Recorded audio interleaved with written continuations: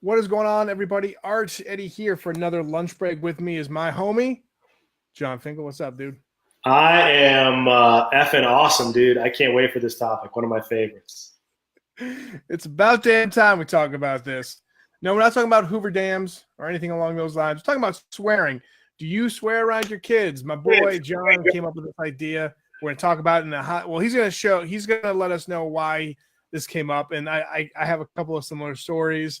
And we're going to get into it. It's going to be fun. Let us know where you're watching from. We want you to weigh in on this topic. I feel like, we had a couple other people weigh in because I posted something on our Facebook page earlier today.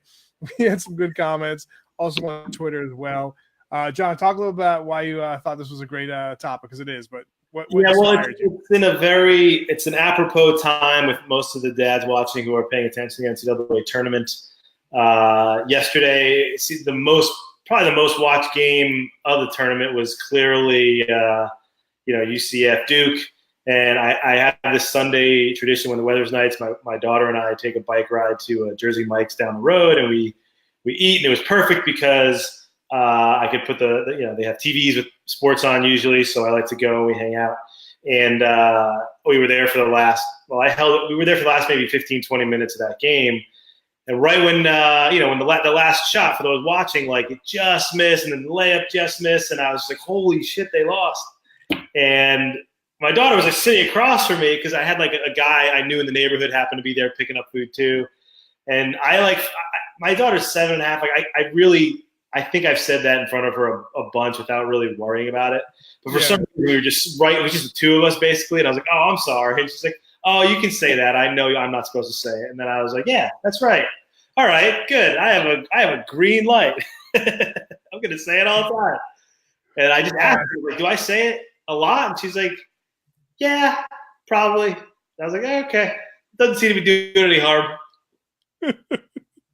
I love that story. Yeah, because you have that moment where you say it and you realize you take a look at the room. You're like, oh man, crap! This is my dads are here. I mean, my kids are here. So it's like, how do I go from there, right? So and it's cool for her to be like, nah, it's not. Yeah, you're fine. I know, I can admit freely, I've always sworn. I don't know why. I don't know. I like it. There's always articles. I don't know if you ever got into the psychology of it.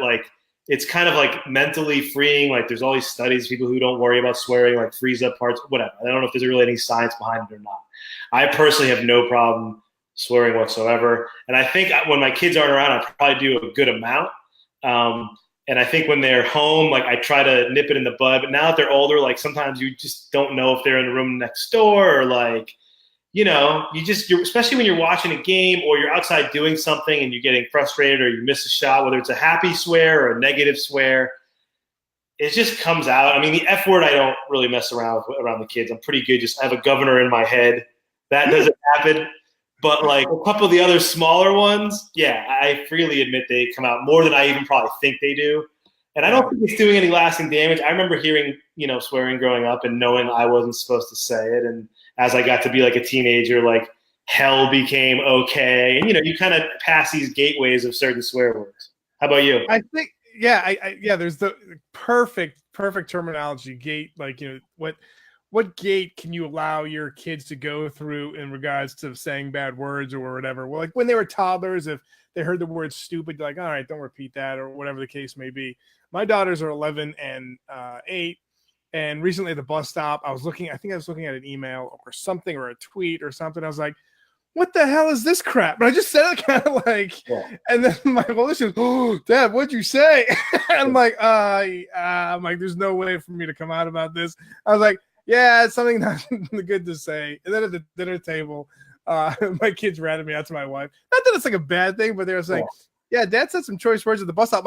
No one was there. It was just Lily and I and Jordan. That was it. No worries. And still where you're from other people's kids is a whole other level. I don't think I've done that. Every now and then there's a couple kids who regularly sleep over who, we're friends with them in the neighborhood who I'll be more familiar with them, and I'll drop an S-bomb and, whatever. They'll be like, oh, my dad says it all the time. And you're like, all right, I'll text my friend and be like, dude, I said it once and your daughter said it's okay to say all the time. So now I'm just going to swear nonstop while she's sleeping over. That I was like, it's not something I don't think don't think about it anymore. Like I said, in my head, there's obviously the George Carlin words never come out, right? But there's other ones that just I don't know. My son's 6, so he shouldn't hear any of them. And I think I try harder around him. But every now and then, like I know I'll say something at the Celtics game, and I don't mean to be around sports, like around anything. I'll be building something in the garage or whatever, and you'll drop something and you just, gosh, and you say it, and they look at you and you look at them, and there's kind of that, it's a victimless crime. Yeah. And I think too, we try and monitor what we say around our kids too. And my oldest, she's a rule follower. So she's just like, she doesn't really hear from us, but like if we're out and about and she hears, especially like teenagers, if we're at a mall or something and they say it, and she'll look at me like, oh, they can't say that. I'm like, well, they did and they can, but I don't want you to repeat it. And just going back to your gateway thing, like, so at a certain threshold, just like when you become an adult, it's like, whatever. Do I really, did I swear a lot in front of my parents? No. But there was one moment where I was helping my dad. This is back in New Hampshire. It was like just tons and tons of snow. We had to go up. I had to go up on the roof and like get the snow off. He was going to hold a ladder. We go into this big snowbank. We look at each other. It's like a scene from the movie. We're like, oh, and we say it and we just start laughing. And I'm like, this is the only time at my age right now. Plus I'm helping him because I'm jumping on a roof to get snow off. I'm like, that would probably be like, it was comical. We still talk about it sometimes so there are moments, kids, if you're listening, when the timing is right, especially when you're older, it'll work. Well, it feels better. Mr. Machado here says, recent study shows that letting your kids swear brings up more honest children. I let my kids swear, but tell her to be careful when she does. Like, I've seen a lot of these studies where like the effort and energy that it takes to not say certain things isn't worth the effort of not saying them. It causes stress and strain inside. And you're right. There are other studies that show like when you let go, like that perfect F-bomb or the perfect whatever, like at that moment where you drop something on your foot, like it is something, right, to try to fight it. And like, I think when you listen to like people who've never sworn, or your kid says like, what the heck? Like that impulse is the same. Like, my son every now and then will say like, what the heck? And I still say like, easy, buddy. But if he said, what the hell, like what am I supposed to do? Like, what is it? What are the consequences of him saying that or teaching him to say heck? Or remember like there was that commercial where it was like, what the French toast? Like, just stupid, right? And like, what was that one movie with Mark Ruffalo? It was like, shut the front door, right? The front door, right? Like, you try to say those things, and they sound even dumber than the original thing you really want to say. Yeah. And so I feel like there's just areas where you pick your battles, right? And if you're gonna really get upset about that, go for it. Like everybody can pick their own house. I don't think there's a right or wrong. Yeah, Brandon Thomas. Oh, fudge! Like fudge doesn't feel good. It doesn't feel good to say. It doesn't do anything for you. What's interesting is I've worked with some people over the years. You see this? Our boy Rand says, "Wife and I say shh," and then we stop, and our son says, Rand, right? Yeah. Remember that was hold on. Do you remember that was the joke? Like back in the day, like when you're on the bus with your friends, you're like, shh. It isn't nice to talk when people are like. It isn't nice to talk when people are talking or something like that. It was always like the shh. It is not nice. Well, we're at a point occasionally where like I'll be like, oh, shh, and I'll stop, and my daughter will be like, you were gonna say shh. And I'll be like, yeah, I was. You know what? I was. Sorry, you got me. You caught me, and I don't think they care. And I think when I found myself, around people, it never happened. I don't know if, we don't have to get into whether swearing is tied to religion or whatever, but until I moved to Dallas, I was never around anybody who didn't swear. No one who just made a point of saying like, oh, I don't use that language or I don't whatever. But since we moved here, we, work-wise encountered a couple of people who were like that. And I never realized how much it puts like this thing in your brain of like, even for hell or like, whatever you're saying, you kind of just it's like a hurdle in your brain for some reason. Maybe for people who swear like I do, and you try to be respectful, and then you're kind of like, well, why am I being respectful? How about you just let me talk how I want to talk? Like, why do I have to restrain? And it's a funny, stupid thing because in the end, who cares? And you always want to respect each other. But there's a certain point where you're just like, you know what? This is killing me. I don't.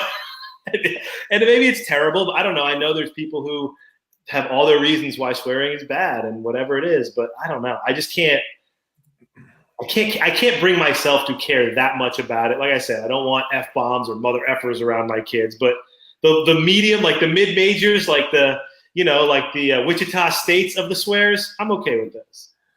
I love Sherry. Totally. I want to jump on this comment right here. She says, my kids use quote unquote, use it in quote unquote to tell a story. We let them LOL. Yeah. I mean, my oldest came home from school and she's like, hey, so-and-so called someone the B word. And when I said B word, I meant bitch. I'm like, yeah, yes. I love that. That's my favorite one. And then she feels it's necessary to tell my wife when she comes home from work. So-and-so said that so-and-so was a bitch. I'm like, okay, we get it.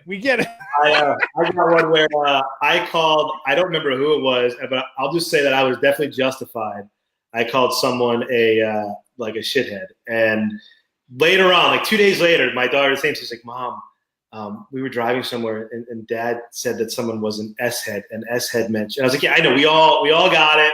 We know what S-head means. Like we're aware of what that is. You know, the funny one is. Did you see this one? My niece always tells. I tell my niece that I don't suppress my daughter's first. There you go. Yeah. See, that's how I feel about it. It is what it is. But like, remember, so John Wooden, legendary UCLA basketball coach, wouldn't swear. Like he was a very pious guy, obviously hyper competitive, and did his accomplishments as a coach and as a mentor are unassailable, right? He wouldn't swear, but he had a couple things that he said. If you ever watch a documentary on him, and he had like his number one was "Great sakes alive," whatever that meant. Like "Great sakes alive" was his, whatever he was going to say. And he had one that said like the Jiminy Crickets or Jiminy Creepers or Jeepers Creepers. Like he was a grown man saying that. His players got used to it. Obviously, he played with legends, so whatever. And I guess if you're going to make the effort, everybody needs an outlet for those times where you want to say something. And if you can convince yourself to say "great sakes alive" instead of "holy whatever" or whatever you're going to say, that's fine. I was just curious. And by the comments, it looks like, I think we're like going at least maybe, let's say 10-1 in favor of swearing, it looks like. Yeah. And we're not saying all the F word. By the way, just so people know, if you're going to look at the comments later, I don't know how Facebook does with F words and things, but a lot of people are very comfortable saying F yes, I swear in front of my kids all the time. Yeah. Art's working overtime on the comments section to make sure we don't get in trouble.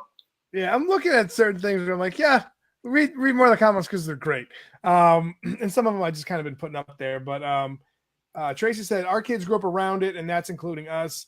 GD is a word that is not allowed. Our kids are grown. They curse in front of us, occasionally in front of us. They knew it was big people words. I think that's the thing too. Like, again, my wife and I really don't do it around the kids. But there's certain lyrics or movies. When we saw Captain Marvel, I felt like that one and Guardians have a lot of more stronger language than the other Marvel movies. Yeah. But again, my kids will look and they'll be like, oh, and then like I think my wife was talking a story about like how she's preparing for a trip and she wanted to go to Dick's Sporting Goods, and they start laughing. I'm like, because she said Dick's, and she's like, yes. I'm like, all right, like again, they're at the age where it's like everyone thinks it's funny, everyone needs to say it, so why not, right? Well, here's one where I was watching. This is maybe 2 or 3 months ago. It was like terrible weather. We put on Netflix, and I was like, oh, the Nutty Professor with Eddie Murphy. Like, let's watch that. And I just remember it being like, a total family movie. And there is some hard language in there. Like, I had to turn it off. Like, I didn't remember it because I probably saw it. I didn't have kids when I saw it. I don't remember when it came out. But I just assumed it'd be nice and easy. And halfway through, my kids were like, oh, there's some big, heavy, A-list swear words in there. And it's PG-13. But they pushed that 13 pretty far, and so I think, and that one I had to turn, basically we turned it off, and I was like, this is crazy. Who would have thought that like there's some what real. What did your kids say? What'd your kids say? Well, one of the words my kids had never heard, so they didn't even know it was a bad word, and the other ones, both my kids were like, like a total like what? Because it is goofy and funny in kids movie, and I never finished it with them. I was like, sorry, there's that whole scene with Dave Chappelle when he's playing the hack comedian, and then Eddie Murphy. If you watch that again, you'll probably be like, whoa, easy. This is not for, this isn't even for 13-year-olds. It's probably not that kind of movie. Well, wait, what was the movie again? Nutty Professor. Eddie Murphy. Okay, nice. But I also think too, like I don't know. There's certain parts of me where nowadays people just like, oh, well, I'm going to say whatever. And like, especially songs and movies, it's a little bit more tame now than it was back then, especially like for your audience, which is funny because like one part of entertainment's like, yeah, whatever. We're going to start doing whatever we want. The other ones were, we're going to pull back the reins. Steve goes, man, this discussion makes me so happy. I thought I was alone in the let her fly theory. No, Steve, I'm with you. Like I said, I really try to stop like the heavy hitting George Carlin words, but everything kind of under that, I don't think I do it too often. If I let one fly a day, or now I'm saying one, it's probably more than one, but the incidences don't come up. And I think rarely, I'm not generally not an angry dude at all. So like they never come up in a negative way. It's almost like, like yesterday where like something happens, a bad shot goes up and you're like, oh, like it's always usually a surprise. So I'm not like calling somebody a piece of this or whatever that. I think it's more of like that, or if, someone spills something, you're like, it's more of that kind of thing. But I think most of the time, if you watch that, it's okay. But so much of it is, a couple people wrote in, like, who says, saying the S word is, or hell, like, it's just one of those things that society, not to go like crazy deep, but it's one of those things in society that, I don't know. I mean, no one agrees on anything. So if your kid says hell and mine doesn't, at the end of their lives, what are we going to do? Like, if you kept that hell, HE double hockey sticks, if you made them say that instead of hell till they were 13, what is, I don't know. I just don't know. Where it goes, my 5-year-old stubs her toe. She goes, then stops, look around, see if it's safe, and lets it fly. Yeah, there you go. Kind of going back to what you said. Yeah, I mean, again, this is not going to, don't watch this video and be like, oh, sweet, Life of Dad says it's all right to swear in front of your kids. Let's go do it. No, that's not what we're saying. Every family is different. We try and get that point across all the time, whether it's videos, these shows, podcasts, blogs, or maybe just saying Life of Dad book, right? Whatever types of things and messages we're trying to showcase here at Life of Dad, just do your own thing. As long as it's not harming you and your family, go ahead and do it. Everyone's going to have this take, a different take on this topic as well. Some people like even saying like, what the heck, or what the frig. People like, you can't say that. And other people are what's funny? The other, like I said, it made me think of that when you said what the frig. The other words to me are worse because they sound like it's a double level of intent for some reason. Like, what the frig to me is almost worse than saying letting the F word fly, because it's basically like, I wanted to say this. Now I like premeditated thought about saying that, but instead of saying that, I'm going to actually say this, which sounds even dumber. I would almost rather you just let that first one go as a moonshot, and we go, hey, than think like, oh, frig, or like that freaking, like freaking to me is a stupid thing. Like, I think the more we discuss it, the more I'm pro cursing. Dad, when are we gonna have some damn dinner? yeah, exactly. I think that's the way to go. This is great. You know who we haven't heard from today? Our boy Sean Kingbird. We had Rand check in. We appreciate that, and we had some other people that come in and check out the show every time. That we're on Mondays and Wednesdays at 1. But thanks to Sean Kingbird sending a picture of him or his I think fiance, now maybe wife. I think they're still in the process of getting married. They haven't set a date, but they actually pre-ordered this book right here, the Life of Dad book. John and I wrote it. It's coming out May 7th. You can pre-order it at Barnes & Noble, Books A Million, Amazon, wherever books are sold. Go pick it up. But our boy Kingbird is going to be a guest on this show. He'll probably be able to have a chance to pick out the topic. We're going to have him on one of these shows. If you guys want to be part of the show, we would love it. What do they have to do, John? All right, listen. So you want to come on here? We can shoot the S a little bit. We could actually say the word. It's up to you. If you want to say it, we'll say shoot the S. If you want to say shit, we'll say it. We'll try. We'll go by whatever rules you want to go by, because whoa. Maybe not. Let's not give him that big of a leash. We'll go by whatever you're comfortable with as we go through our show. Because we want to have you on as a guest, and in order to do that, we'll put you in a raffle, which is what we did last week. Send us a screenshot. Go to Amazon or Barnes & Noble and send us a screenshot of your order of getting the Life of Dad book, and we will put you in a raffle, and whoever wins that raffle gets to come on the show as a guest with us. We are going to do this all the way through, I think, through Father's Day, right? So every week we'll have a new winner. We'll have a new guest on towards the end of the show, either on here or if scheduling permits on our podcast, depending on what we can end up doing. But so because if you don't want to be alive on this, I get it. John and I, since we've been doing it, we're comfortable with it. Some people might not be, so don't worry about it. What we'll do is we'll bring you on our podcast if you just kind of want to have a recorded, conversation that obviously goes everywhere, iTunes, Google Play, and all that, but it's recorded. So if you flip the F up and you mess up, well, guess what? We can edit that out. Yeah, I like it. Kelly has an idea here, Life of Dad Uncensored. So maybe we can record a totally separate podcast where we all swear like sailors and just let them fly.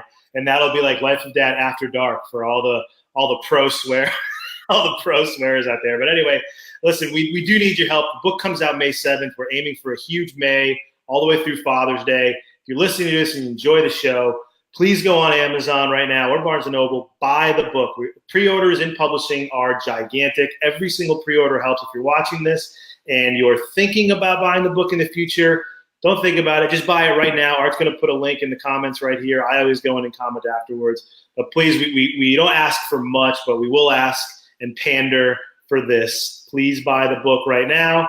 Steve, here you go. Buy the book, screenshot it. We'll put you on there, and we will have you on Life of Dad After Dark, the adult episode where we curse and swear and drink some beers. But we'd love to have you on. We appreciate you guys all watching this, and thank you so much for your help. And I agree with what Dad or Alive is saying. Just buy the effing book, man. It's so easy.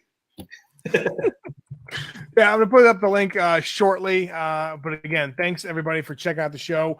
Love everybody that comes in and participates. We love it very much. You're going to see Sean Kingbird soon rocking these airways with us. We'll see you same bat time, same bat channel this Wednesday at 1 p.m. for John and I. See ya.